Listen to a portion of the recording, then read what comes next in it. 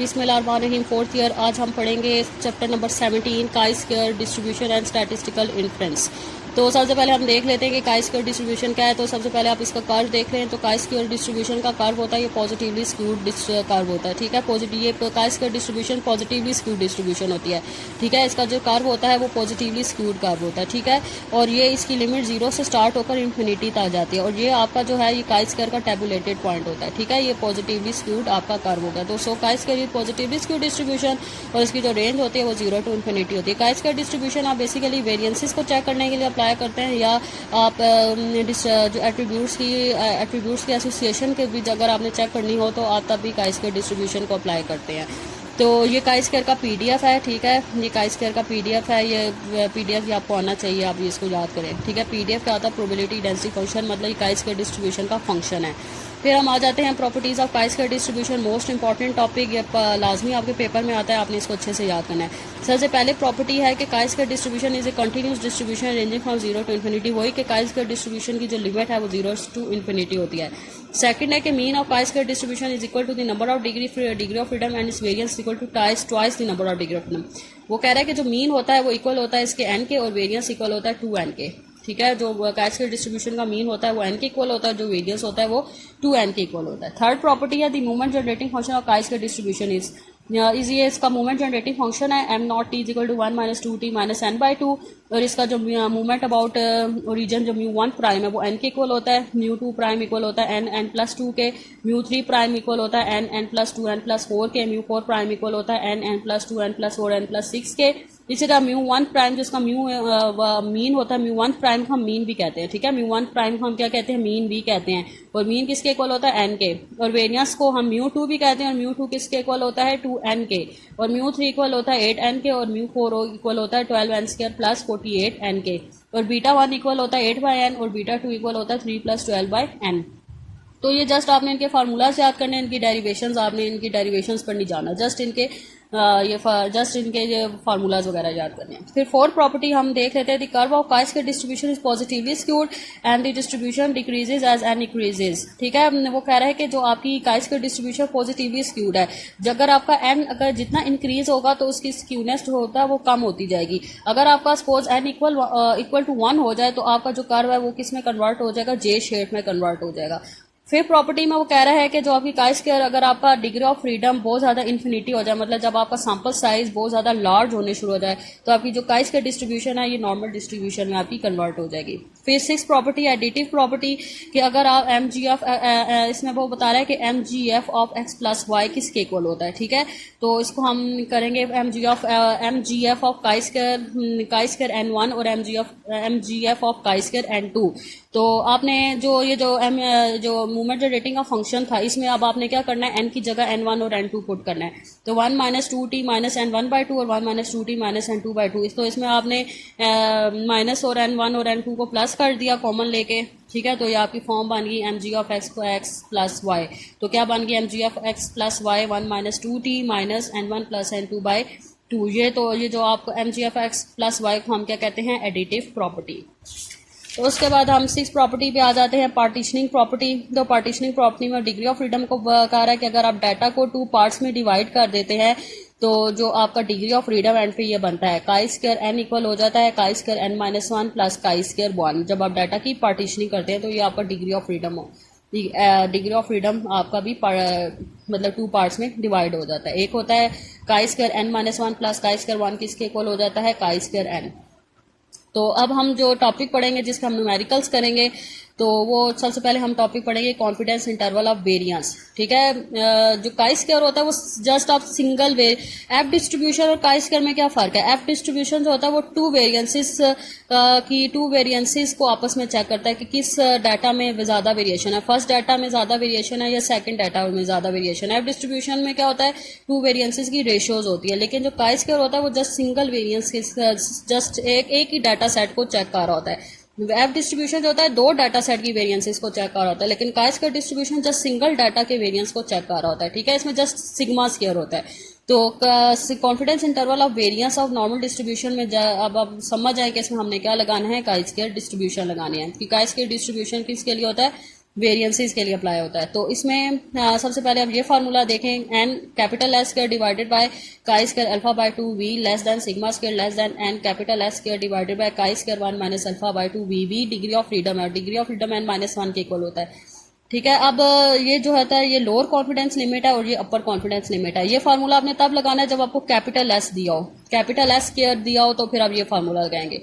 लेकिन जब आपको स्मॉल एस स्क्वायर क्वेश्चन में दिया हो तो फिर आप ये फार्मूला लगाएंगे, n minus 1 small s square divided by chi square alpha by 2 we less than sigma square less than n minus 1 small s square divided by chi square 1 minus alpha by 2 v. ठीक है, लेकिन जब आपको data दिया हो, ठीक है, जब आपको डाटा सेट दिया हो तो फिर आप ये डाटा सेट दिया हो तो फिर आप ये फार्मूला लगाएंगे, summation X minus X bar का whole square divided by chi square alpha by 2 we less than sigma square less than summation X minus X bar का whole square divided by chi square 1 minus alpha by 2 V. ये formula कब लगाना है? जब capital S square दिया हो। ये formula कब लगाना है? जब स्मॉल एस स्क्वायर दिया हो। और ये फार्मूला कब लगाना है? जब आपको डाटा सेट दिया हो तो तब आप ये फार्मूला लगाएं। ठीक है, अब हम देख लेते हैं 17.5 का बी पार्ट। तो उसमें आपको डाटा दिया हुआ था, एक्स बार दिया हुआ था, कैपिटल एस दिया हुआ था, एन दिया हुआ था और 98% कॉन्फिडेंस इंटरवल निकालना है। ठीक है, तो इसको आपने सॉल्व करना है। कैपिटल एस दिया हुआ है तो फर्स्ट वाला फार्मूला लगाएंगे। ठीक है, ये वाला। तो सबसे पहले हम इनकी टेबुलेटेड वैल्यूज निकालें। ठीक है, तो अब इनकी ये टेबुलेटेड वैल्यूज हमने कैसे निकालनी है? तो 98% कॉन्फिडेंस इंटरवल है तो आपका अल्फा क्या है? 2%। ठीक है, तो 2% मतलब 0.02। तो chi square alpha by 2 we, v आपका क्या है? मतलब एन आपका 20 है तो 20 माइनस 1 19 आपका वी है। तो अल्फा 0.02 डिवाइडेड बाई 2 19। तो आप फिर 0.02 को 2 पे डिवाइड करें तो 0.01। तो 0.01 को 19 में देखना है आपने काई स्क्वायर टेबल में। तो ये आपके बुक में आपको ये काई स्क्वायर डिस्ट्रीब्यूशन का टेबल आपको दिया होगा। ठीक है, यहाँ से आप देख लें या स्टैटिस्टिकल टेबल से देख लें। तो 0.01 ये लास्ट में है, 0.01 को ये 19 ये डिग्री ऑफ फ्रीडम है। ठीक है, तो 0.01 को 19 में देखें। ठीक है, यहाँ से आप फिर देख लीजिएगा वैल्यू। तो 0.01 को 19 में देखें तो वैल्यू आएगी 36.19।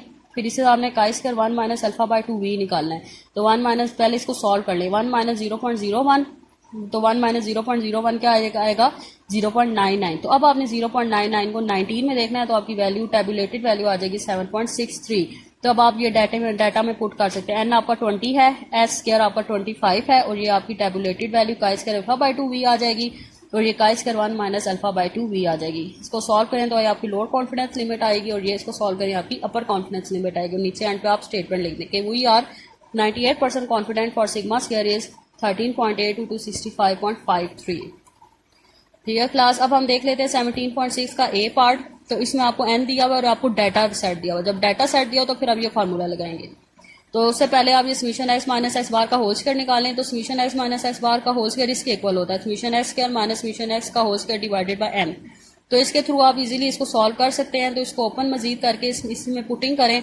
तो एक्स स्क्वायर क्या है कि मतलब तमाम डाटा का स्क्वायर लेके सम करें। इस समीशन एक्स का क्या मतलब है? तमाम डाटा का सम करें। इसमें पुटिंग करें तो ये आपकी वैल्यू आ जाएगी summation X minus X bar का होल स्क्वायर 2.576। तो अब आप इसकी टेबुलेटेड वैल्यूज भी दोनों निकालें। 95% कॉन्फिडेंस इंटरवल है तो अल्फा 5% होगा।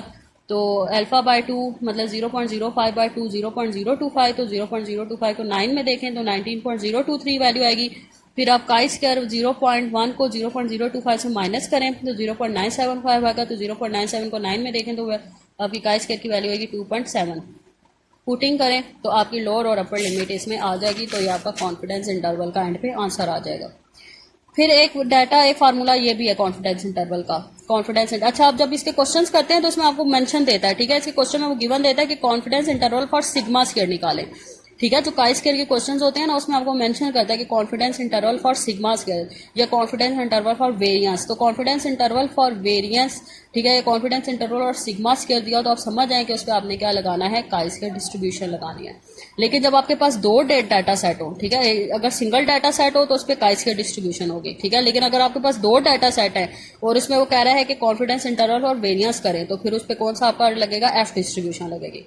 ठीक है, जब आपका पास सिंगल डाटा सेट हो और इस पे वो कॉन्फिडेंस इंटरवल और वेरिएंस कह रहा है तो फिर आप काई स्क्वायर लगाएंगे। लेकिन अगर आपके पास दो डाटा सेट है और वो कह रहा है कि कॉन्फिडेंस इंटरवल और वेरिएंस करें तो फिर आप कौन सी डिस्ट्रीब्यूशन लगाएंगे? F distribution.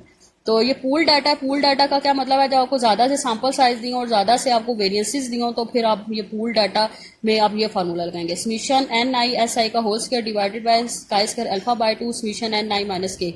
ये summation N I minus K degree of freedom है पूल डाटा का। ठीक है, इसी तरह ये लेस की summation N I S I square divided by chi square 1 minus alpha by 2 summation N I minus K. ठीक है, तो अब आप जो अगला क्वेश्चन है ये पूल डाटा के पूल डाटा होगा, तो फिर आप ये फार्मूला लगाएं अगले क्वेश्चन में। 17.7 जो ए पार्ट है उसमें पूल डाटा है, आपको 96% कॉन्फिडेंस इंटरवल दिया हुआ है, वो कह रहा है 96% confidence interval for sigma square निकालें। कैपिटल S1 स्क्वायर दिया हुआ, S2 स्क्वायर दिया हुआ, S3 स्क्वायर दिया हुआ, N1 N2 N3 दिया। इस तरह का डाटा हो, पूल डाटा हो, तो आपने ये वाला फार्मूला लगाना है। तो उससे पहले आप ये समीशन एन एस आई स्क्वायर की टर्म निकालें। आपने बारी बारी N1 S1 को N1 S1 स्क्वायर को मल्टीप्लाई करें, फिर N2 S2 स्क्वायर को मल्टीप्लाई करें, फिर N3 और S3 स्क्वायर को मल्टीप्लाई करें, सबको ऐड कर दें, तो ये टर्म आ जाएगी आपकी 465। Summation N I S I square आ गया 465। फिर उसका डिग्री ऑफ फ्रीडम भी निकालें, समीशन एन आई माइनस के, तो तमाम वैल्यूज का सम लें, 5 + 5 + 10 के कितना है कि जितना आपके इसमें डाटा सेट कितना है, इसमें 3 डाटा सेट हैं तो आपका के 3 होगा। अगर 4 डाटा सेट होंगे तो डाटा के आपका क्या होगा 4। अगर 5 डाटा सेट है मतलब एन आपके 5 हैं तो के क्या होगा 5। तो आपने 20 को 3 से माइनस किया तो डिग्री ऑफ फ्रीडम क्या आ गया आपका 17। ठीक है, और अल्फा आपके पास 4% है मतलब 0.04। ठीक है, अब आप ये काई स्क्वायर की टेबुलेटेड वैल्यू निकालें, chi square alpha by 2 b, तो अल्फा 0.04 डिवाइडेड बाय 2 और 17, तो 0.02 को 17 में देखें, इसी तरह फिर 0.98 को 17 में देखें। ठीक है, फिर ये सारी जो डाटा आपने फाइंड किया है इसको फार्मूले पुट करें, तो इस तरह आपकी ये लोअर लिमिट और अपर लिमिट आ जाएगी। ठीक है, और एंड पे आप ये स्टेटमेंट मेंशन कर दें। ठीक है, ये आज आपका होमवर्क है। अब आपकी ये डायरी है कि आपने 17.5 to 17.8 ये आपने रजिस्टर पर उतार के मुझे चेक करवाने हैं। अगर आपको कोई चीज़ समझ नहीं आती तो मुझसे पूछ लें, और ये आज आपका होमवर्क है। अल्लाह हाफिज़।